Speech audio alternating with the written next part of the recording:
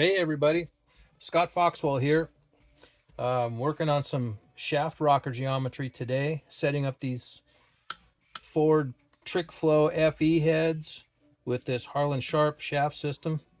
This is the needle bearing system from Harland Sharp. It's a really nice deal, and I thought I'd take the opportunity to go over this with you and have you watch over my shoulder while I check this out.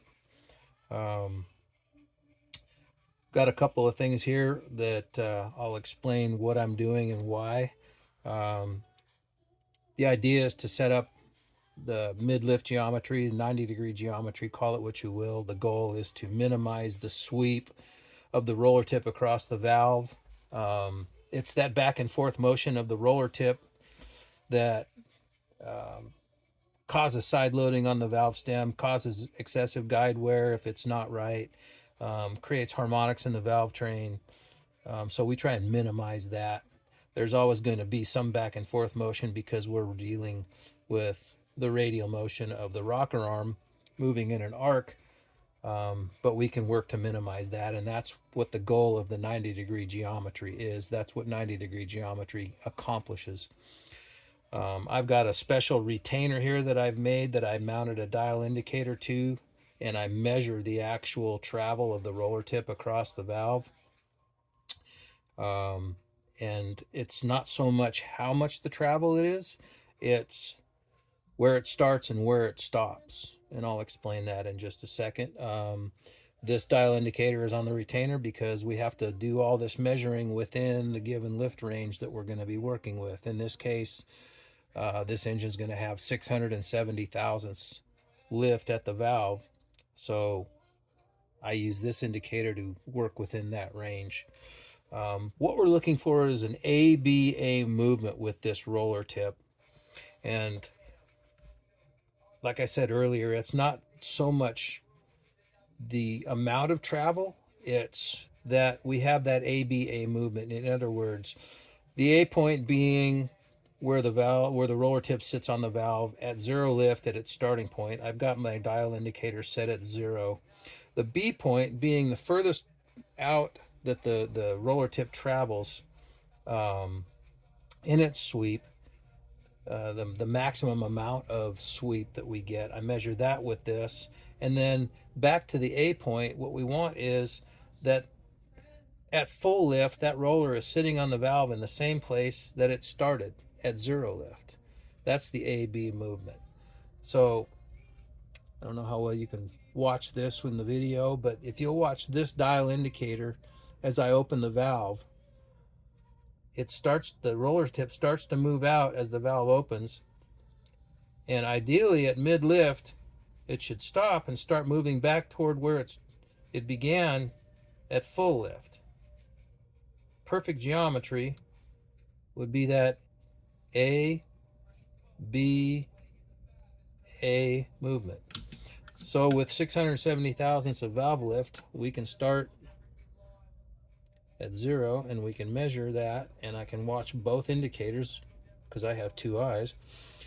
So we go 1, 2, 3, 4, 5, 6, 50. Boy, at 650, we are dead back to 0.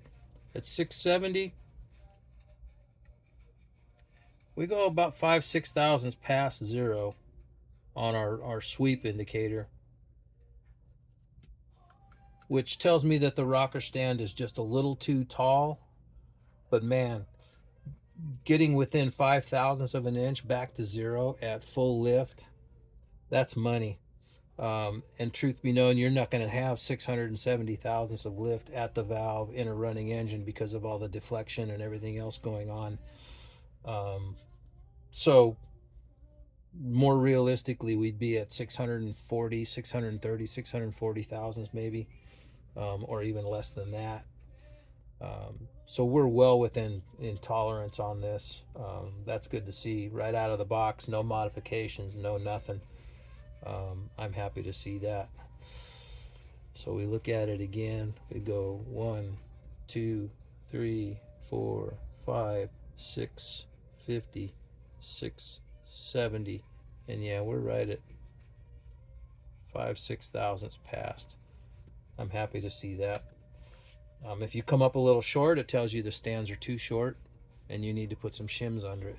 If you go past 0, it tells you the stands are too tall and you need to shorten them a little bit.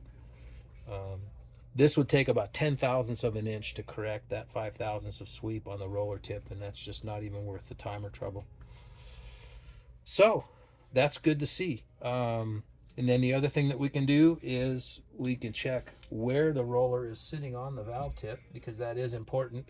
It's not as important as the geometry, but it is important. So we'll get the dial indicators out of the way here, and we can look at the valve tip. I put a little Sharpie on there, and we can see. Let me zoom in for you so you can see that better. Let's see. Go the other way. And get this down to where you can see it. I don't know how well you can see that, but that mark, the 0 point, the resting point of that roller tip at 0 lift is about 20 thousandths of an inch behind the center of the valve. That couldn't be any better. That's perfect. So if you've got 40 thousandths of an inch of travel of the roller tip, 40 thousandths of an inch of total sweep, ideally you want to be 20 thousandths behind center at 0 lift, and because you're going to go 40 thousandths and then back to 0 with your total sweep. So 40 thousandths would be dead center on the valve, and we had about 38 thousandths of total sweep on this with 670 thousandths lift. This is good. This is a good setup. That's a nice, very small amount of sweep on the roller tip. Position on the valve tip is ideal. The geometry is spot on. So hats off to Harland Sharp for a good job on setting these rockers up for this particular application. Hope that was helpful, and thanks for watching.